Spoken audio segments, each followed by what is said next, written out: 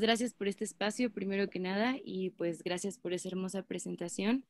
Y pues bueno, también un saludo a todos los que están en este gran camino, que es el camino de encontrarnos a nosotros mismos a través de la experiencia, ¿no? Sensitiva de todas las cosas.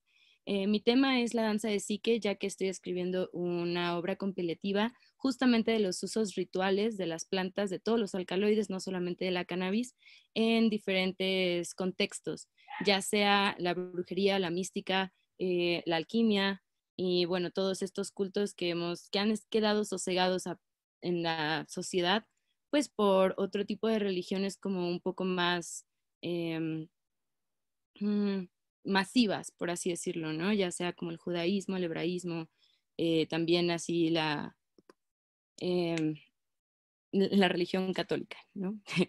Bueno, pues vamos a comenzar. Danzar en el alma. Vamos a hablar de justamente el término psicodelia. El término psicodelia como tal, las personas tienden a pensar que empezó la psicodelia en 1938, gracias a que Albert Hoffman sintetizó la molécula del LSD, permitiéndonos a todos el uso lúdico y no tóxico de esta maravillosa sustancia.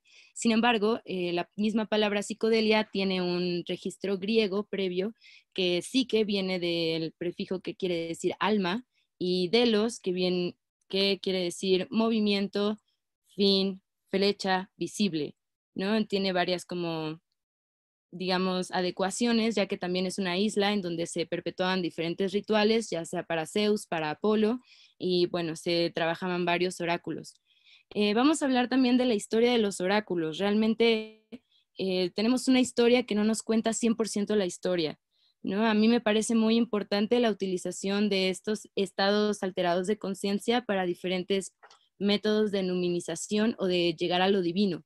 Y pues justamente esta parte es como que oculta, escabrosa o se oculta casi por completo, inclusive con las personas que utilizan este tipo de sustancias para la expresión, para la canalización, para la manifestación de estos mensajes.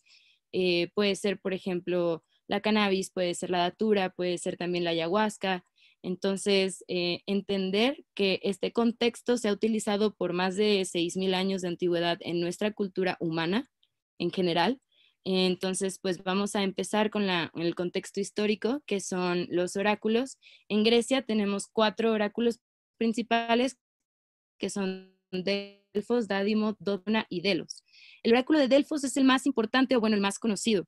Este oráculo era un oráculo de los sueños, en donde se utilizaban sustancias onirogénicas para justamente darle génesis a este estado del sueño y de esta forma lograr hacer un tipo de terapia. Posteriormente ya tenemos varios autores que ya lo describen, lo trabajan, ya sea como Rudolf Steiner, como también Carl Gustav Jung en la interpretación de los sueños, o hasta el propio Sigmund Freud en la psicoterapia ya más contemporánea, ¿no? Entonces, bueno, en estos oráculos, ¿qué era lo que pasaba? En Delfos, si algunas personas hayan visitado este lugar o pueden buscar en internet las imágenes, son realmente un templo de piedra donde estaban estas camas en donde se recostaban las personas y se les daba un onirogénico que se presumía consistía en un preparado de amanita muscaria, algunos otros hongos y también plantas que te ayudan al ensueño en la parte europea, ¿no? Plantas, por ejemplo, aquí en la parte mexicana sería como la Calea zacatechichi, que es una de las principales plantas onirogénicas, además de la manita muscaria que tenemos como disponibles. Los otros oráculos tenían diferentes tipos de rituales, pero en todos utilizaban la fumigación, utilizaban el sacramento de la planta para poder entrar en comunión con el espíritu y poder dar el mensaje, que es un mensaje divino, ¿no? Entonces, pues posteriormente ya se fue trabajando los oráculos de manera diferente, se trabajó también desde la parte chamánica en Mongolia, en Rusia, en como toda esta parte del norte, en la parte pagana también, la parte nórdica, se trabajó muchísimo también la parte de la comunión con el espíritu de la planta, y pues es algo que es súper importante para nuestro contexto histórico, que es realmente el entender la historia fitoquímica y fitoespiritual de las cosas, ¿no? Entonces, bueno, la planta es como el sacramento, ¿no? Porque estás tomando el espíritu de esa planta para que ella tome cuerpo en ti y entonces tú puedas hablar con ella. Y hablar por ella, darle voz. Entonces, este proceso de comunicación ha sido explorado por muchísimas personas. Una de ellas es un libro buenísimo que me encantaría recomendarles que se llama Xenolinguistics, que lo escribe Diana Reed Slattery, en donde habla de estos diferentes tipos de comunicación de idiomas que se han desempeñado a lo largo de la historia por la utilización de diferentes plantas y de diferentes, bueno, sustancias psicotrópicas, ¿no? Entonces, estas plantas las podemos ver en este contexto histórico religioso o en este contexto histórico sacral, utilizados como humos en fumigaciones, como bebidas, como en el vino, para extraer sus alcaloides a base de tinturas hidroalcohólicas o fermentaciones, pan, como ya sea el pan negro de las brujas, como en el Shabbat que se utilizaba, que tenía pues esta peculiaridad del centeno que tenía LSD en su parte más tóxica, porque, bueno, al consumirlo solo el 3% de los que lo consumían sobrevivían, ¿no? Entonces, bueno, si 10 personas lo consumían, bueno, 3 personas sobrevivían y las otras 7, pues, entraban en comunión con lo divino, ¿no? Entonces, por eso es tan importante el trabajo de Hoffman, que vamos a ampliarlo un poquito más adelante. También en miel, la miel psicodélica, que ha sido también un tema de investigación bastante interesante, ya que las abejas tienen esta capacidad para poder, eh, digamos que, captar lo más volátil de las plantas, la parte más espiritual, y pues resumirla en la miel. Justamente en Tailandia y en otras partes existe esta miel psicodélica alta en la montaña, en donde tú por tomarla me parece que una de las principales componentes fitoquímicos de esta miel es el DMT. Entonces se presume que donde estas abejitas están cultivando hay como una gran variedad de acacias que tienen justamente esta molécula. Además de mieles, pues existían millones de preparaciones, ya sea con aguas salinas o aguas carbonatadas y etc., ¿no? Para estos tipos de sacramentos. Ahora, también me parece conveniente explorar el tema de la muerte, como en esta parte del contexto histórico, porque bien como decía mi pareja, la muerte era mucho más explorada antiguamente o sea, preparada más bien, ¿no? O sea, no se pensaba tanto en lo que haces en la vida y de que, bueno, te vas y a lo mejor hay un lugar súper chido, un lugar súper feo o un nada o entrar en el vacío, sino que ellos realmente preparaban ese ascenso a través de diferentes esferas, a través de diferentes conexiones espirituales. Entonces, bueno, el culto a la muerte es tan antiguo como, bueno, como también lo es la humanidad.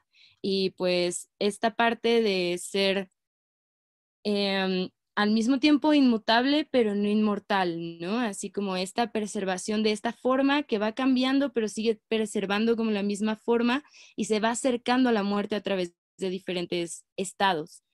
Justamente me parece importante resaltar, por ejemplo, la ayahuasca, se le también conoce como la liana del muerto. ¿Por qué? Por esta relación que tiene con este morir. El DMT, pues es una sustancia que, como bien sabemos, como esta molécula divina, por así decirlo, de Divine Molecule, se ha utilizado como para tener estas experiencias extracorpóreas y que muchas personas han asimilado como una experiencia cercana a la muerte o parecida a la muerte. Entonces, bueno, hablaremos también de este contexto sobre la muerte en muchísimas tradiciones, entre las cuales pues resaltan las del mundo antiguo como Grecia, Egipto, Mesopotamia, Fenicia, los sumerios, hasta también en México, México, China, Islandia, Rusia, China, Germania, Guatemala, Brasil, Colombia, Venezuela. Todos estos países han utilizado este tipo de sacramento en rituales y de manera muy concreta para esta comunicación y expresión libre del ser.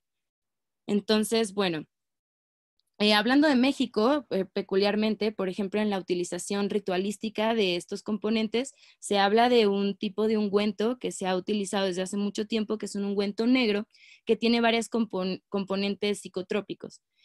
Unos de ellos son los hongos de Ononacatl o hongos psilocíbicos, que puede ser Psilocybe astecorum o Psilocybe mazatecorum, y también mezclado con tepescohuite, oleoluqui, datura, que es el toloache, y bueno, todo esto mezclado hasta que se vuelva como una masa negra y esto se untaba en todo el cuerpo y aproximadamente después de una hora de habérselo untado entraba en un estado extático. de un éxtasis profundo y entonces estaban en otro estado de conciencia a través del cual podían hacer lecturas, adivinaciones oraculares, consultas de cualquier tipo y hasta el propio comunicación para el propio ser del entendimiento.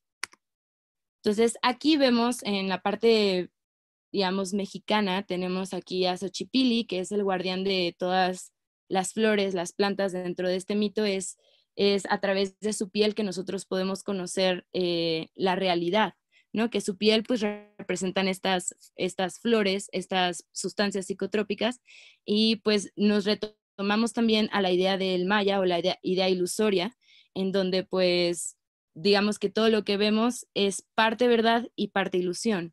Y pues muchas veces es totalmente dicho como una ilusión completa. Entonces, para poder llegar a esa parte de la verdad, necesitamos encontrar como esas claves del espíritu para conectarnos con él y, bueno, conocerlo a profundidad, que es el autoconocimiento y también el conocimiento del todo, ¿no? Entonces, aquí vemos como en este grabado, precisamente arqueológico, bueno, en un estudio arqueológico han encontrado pues los glifos de diferentes plantas, como el oleoluqui, como los hongos, como el tabaco, eh, entre otras, ¿no? Diferentes tipos de psilocibe también, porque aquí en México tenemos varias. Ahora, vamos a entrar a lo que es la danza, ¿no? La danza como tal es un propio estado extático. Como tal, los sufis y otros millones de tipos de cultos han utilizado la danza como un método extático para la comunicación con lo divino. Lo que también es muy importante resaltar es que muchas de estas danzas se practican en estados alterados de conciencia, como es, por ejemplo, la danza del venado, que pues está en el norte de México, en Zacatecas, en San Luis Potosí, en toda esta parte fronteriza o desértica, en donde se utiliza el jicuri como el sacramento para el rezo, e inclusive hoy en día existen asociaciones como la Iglesia Nativa Americana, en donde utilizan el jicuri como este sacramento, ¿no? Además de eso, vamos a hablar un poco de lo que son las rondas de las brujas o lo que se utilizaba antiguamente antes de la Edad Media y durante durante toda esta época del 300 antes de Cristo a la actualidad, porque se siguen haciendo. Las rondas de las brujas eran muy populares porque eran este círculo de mujeres que pues eran las mujeres las que tenían más el conocimiento de las plantas, ya que ellas eran las recolectoras, las que preparaban la medicina, los medicamentos, la comida. Entonces, como ellas tenían como el conocimiento de cuáles plantas eran venenosas y cuáles no, y cuáles provocaban ciertos estados, ellas eran las, digamos, guardianas de este conocimiento y por lo tanto, pues, lo daban ante las personas que incluían ese círculo, ¿no? Entonces, ahora vamos a hablar de la teogénesis, ¿no? Así que darle génesis a lo divino. En el mundo enteógeno existe una lengua que es la lengua de los alcaloides. Me gusta llamarle lengua ya que pues digamos que como cuando tú fumas tabaco, la nicotina habla con tus receptores nicotínicos en el cerebro, es exactamente lo mismo que un lenguaje, ¿no? Entonces, este tipo de lenguaje de alcaloides encuentra esta parte de conexión, de comunicación con el propio cuerpo, y entonces de esa forma te puedes llegar a diferentes estados, ya sean lumínicos, lúdicos, medicinales. En la comunión con lo divino tenemos la historia de cannabis, que ya lo exploramos en la conferencia anterior, también la exploración del tabaco, el oleoluqui, los hongos y la tradición. El oleoluqui o el manto de virgen, que también tiene un componente llamado LSA, este ha sido muy utilizado, ya sea en ungüentos, comido como en las semillas, masticándolas, y también en tés.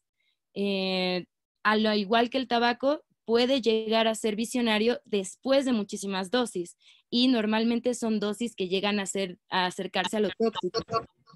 Entonces, esta parte de acercamiento a lo tóxico, en muchos casos ha terminado en muerte, por lo tanto asusta a muchas personas, pero bueno, es cuando ya llegas a una intoxicación para poder llegar al estado como, digamos, más etéreo del ser, en donde el espíritu está tomando carne a partir de ti, ¿no? Entonces, el peyote pues también tiene su tradición súper presente aquí en México sobre todo, y pues en el peyote yo ampliaría también hacia el San Pedro y Huachuma, que se utiliza también en toda la parte de Sudamérica, y en la danza que te permite perpetuar el estado del hikuri o el estado de la mezcalina para poder seguir caminando, seguir actuando. Ya que, por ejemplo, en la ayahuasca también lo puedes hacer, sí, el baile, sin embargo, por la embriaguez o la borrachera, como le llaman, pues obviamente las danzas tienden a ser un poco más difíciles de perpetuar, ¿no? En los casos como la guachuma o el peyote se han utilizado en este tipo de danza extática, en donde a partir de la danza y el sacramento llegas a estados en donde tu propio ser está vibrando en diferentes estados, digamos, paralelos, en donde a ti te permite saber qué problemas tienes, cómo puedes trascender tus propios miedos, tus propios problemas, tus propios complejos patológicos. Recordemos que este era como la base terapéutica previa al psicoanálisis y previa como a la terapia como más, digamos, como más contemporánea, ¿no? Que es como en la sobriedad completa. Entonces, aparte de la hidroterapia, la aromaterapia, o sea, todas las terapias tienen como fundamento la fitoquímica, ¿no? O esta interacción con las plantas, inclusive en la alimentación. Muchas personas, por ejemplo, no conocen que la lechuga puede llegar a ser psicodélica y la lechuga la comemos en ensaladas, ¿no? Entonces, pues bueno, es esta parte de entender la parte también espiritual de todas las cosas que nos rodean y bueno, desde mi punto de vista, que es el panteísmo, que es que todo representa, o sea, lo sagrado y todo esto tiene un espíritu y una comunión con tu propio espíritu. Entonces, bueno, también ahora vamos a hablar de lo que es el centeno, el cornezuelo o la beneficia o beneficium. Antiguamente, el beneficium viene de la palabra beneficia, que viene de la palabra veneno, que es el camino del veneno o el poison path. Este camino era llevado a cabo por personas preparadas, por magos, que sabían cómo trabajar las plantas y que aún así, aunque sabían cómo trabajarlas y los estudiaban durante toda su vida, terminaban muriendo por la intoxicación de alguna de ellas, ¿no? Entonces, justamente para Celso y algunos otros alquimistas, justamente nos ampliaron la vista de que el veneno puede llegar a ser una medicina. Hoy en día en la homeopatía se utiliza la beladona, el acónito, que son sustancias altamente peligrosas de acuerdo a sus neurotoxinas. Sin embargo, se utilizan en diluciones porque de acuerdo a las especificaciones de dilución, te ayudan en ciertas cosas a tu cuerpo y se convierte en un medicamento y no en una toxina, ¿no? Entonces, bueno, dentro de la beneficia, las brujas habían ampliado como todo este compendio de diferentes plantas, sustancias que aunque son tóxicas pueden llevarte a la medicina o a la, o sea, o a la adivinación o a diferentes estados de conciencia. Ahora vamos a hablar también de la importancia del trabajo de Albert Hoffman. Justamente Albert Hoffman pues es muy conocido como científico, pero muy pocas personas conocen su labor como mago, porque realmente pues él pertenecía a un coven y era parte de un grupo de magos estudiosos que estaban buscando todos el ungüento de las brujas, o sea, el Flying Ointment. Y gracias a que estaban buscando y que él tenía el acceso a un laboratorio, él puede utilizar el centeno para buscarle todas las partes químicas que tiene y poder aislar el LSD.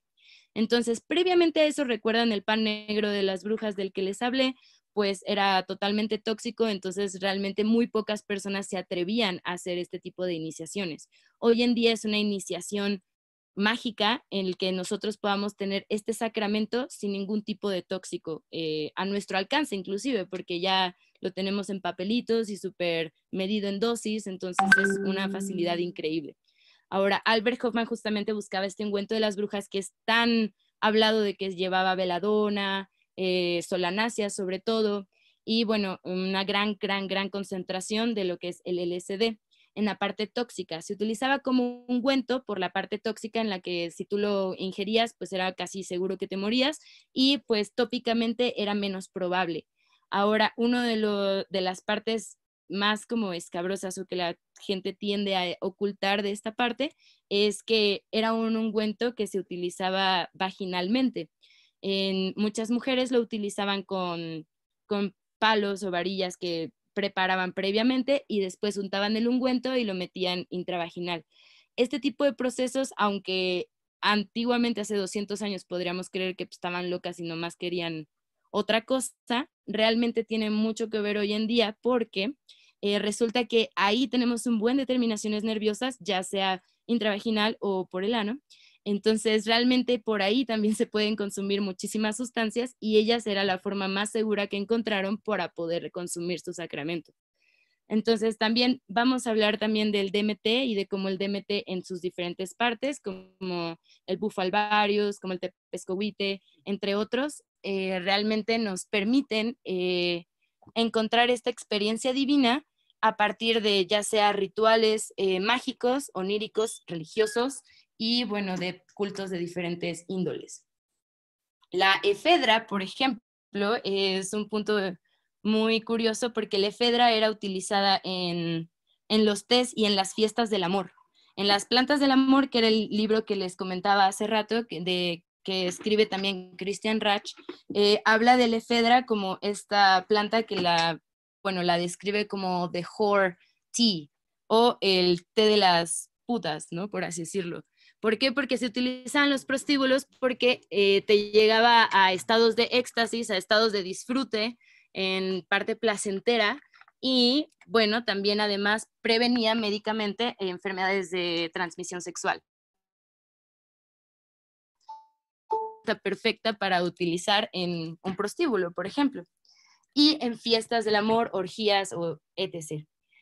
Entonces, bueno, también tenemos el huevo de las brujas, que este huevo de las brujas, su nombre científico es Elaphomyces granulatus, y este nombre, este hongo se utilizaba sobre todo en filtros de amor, ya que este estado te llegaba a hacerte sentir como más enamorado, más feliz con la vida, bueno, al mismo estado que podemos encontrar con psilocibina o con MDMA, por ejemplo.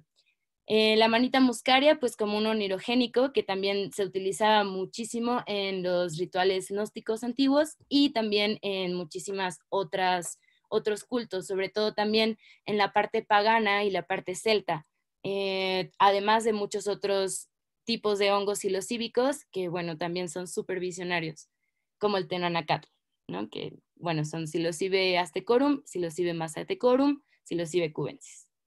Tepescohuite como tal, aunque se cree que es un uso, digamos, de ahorita nada más, realmente hay una gran investigación y se está llevando a cabo una gran investigación de todos sus usos tradicionales del árbol rojo de los mayas y de la cultura de la Yurema en Brasil. Antiguamente en toda la parte amazónica, en toda la parte chamánica amazónica, que realmente la palabra chamán viene ciber y entonces como que contrasta, pero bueno, la parte chamánica amazónica se utilizaba también el tepescohuite y también un sinfín de plantas que ni siquiera tienen aún un nombre científico, aún hay otras que no están descubiertas porque realmente hay miles y miles y miles que siguen su uso tradicional desde hace años. Entonces, bueno, también el absinthe que se utilizaba en Francia. Esta la utilizaban sobre todo los poetas y brujos también por este estado, digamos, como de embriaguez, pero también como si flotaras, ¿no? En este estado era como la mayoría de las personas hacían su escritura mágica o digamos, la escritura automática que posteriormente en la psicología podemos encontrar como una parte terapéutica, que era el hablar, tener un diálogo con ese otro ser o ese otro espíritu que está dentro de ti. Entonces, bueno, el absinthe ha tenido una tradición bastante fuerte. También, obviamente, fue censado por las propiedades tóxicas de la Artemisia absinthium, ya que tiene tujona, y la tujona es un neurotóxico que puede llegar al paro total cerebral. Entonces, pues bueno, todos estos caminos tienen como, digamos, sus efectos secundarios no tan sabidos, pero que sí es muy importante informar para que las personas no se terminen llevando una sorpresa. Entonces, aquí tenemos relación de varias plantas, tenemos a Xochipilli también, tenemos esta parte ritualística, inclusive podemos hablar del Santo Daime y de cómo en el Santo Daime utilizan la ayahuasca y utilizan también otro tipo de sustancias como la chacruna, como también el yopo, etc. Ahora, hablando del concepto de la danza de las moléculas, que es uno de los temas principales, es la confrontación con lo transitorio o lo que se va a acabar. Entonces, la muerte como parte de la vida, y pues esta danza molecular nos tiene al inicio de la transformación y que se perpetúa a lo largo de la vida, que nosotros traducimos como tiempo. En realidad es una danza de moléculas y por eso esta presentación se llama la danza de Psique, ya que realmente Psique es el alma y la danza son todos los movimientos que nosotros hacemos para poder encontrar nuestra propia psique y poderla interpretar para nosotros mismos o para los demás. Entonces, bueno, ahora nos vamos a meter a la parte ritualística. Tengo que apurarme para no pasarme de tiempo. La parte ritualística de la ronda de las brujas, tenemos, por ejemplo, la creación de un círculo donde ellas pues hacían el círculo como este símbolo de la totalidad, es símbolo de la unidad de todas las cosas. Esta manifestación de miles y miles y miles de rostros que están referidos a una sola palabra, Teo, Dios, diosa, universo. Al final es esta unidad, ¿no? De tenernos a todos adentro. Dentro de esta particularidad, pues obviamente se entiende que cada persona tiene un espíritu, una esencia diferente a la otra, orientación de cada una aportando lo que cada una puede dar. Entonces, de acuerdo a este círculo, que bueno, es muy antiguo y se hacía antiguamente en los confines del bosque y obviamente cuando fue perseguido, pues era completamente raro y insospechado que la gente lo hacía, pero bueno. Posteriormente vemos cómo la danza como acción terapéutica de manera arquetipal, aunque nosotros no lo hagamos tan consciente, esta idea arquetipal de danzar en un estado alterado de conciencia se sigue perpetuando, por ejemplo, hoy en el dance floor, ¿no? En el dance floor, en muchas personas que son parte de la cultura raver o la parte de la cultura psiconauta también, van a estos encuentros como por ejemplo el ometeo, en donde toman una sustancia y bailan hasta que les salgan ampollas en los pies. Este tipo de escena, por ejemplo, tenemos como expositor a Goa Hill, llama el psytrance y por eso se llama el trance. En movimiento a partir de ya sea una sustancia o la sobriedad, pero con la misma danza, perpetuando este movimiento para poder entender lo que somos en movimiento, ¿no? Entonces, bueno, también tenemos la danza extática, como hoy en día existe danza extática con diferentes componentes, ya sea con hongos psilocíbicos, peyote, con marihuana incluso se han utilizado, o sea, se toma el sacramento primero en círculo y posteriormente se lleva a este estado de éxtasis a partir de la danza, el tacto, los diferentes estados de la música, las frecuencias. Hay una vinculación perfecta de digamos, el sound and setting y la sustancia, ¿no? Entonces, esto se sabía desde antiguamente y muchas de las, digamos, como rondas de las brujas o de los rituales que se hacían llevaban como parte música. Por eso es que se llevaban a cabo estas danzas, que ahora podemos ver que muchas de ellas son en sobriedad, pero antiguamente pues no era así, ¿no? Hasta que entramos a la prohibición. Hazlo. Justo ya. La terapia psiconáutica. ¡Ah! Y la danza como método de expresión y catarsis dentro de esto, pues podemos encontrar la danza del sol, los círculos vidas, paganos, celtas. Ahí podemos encontrar real.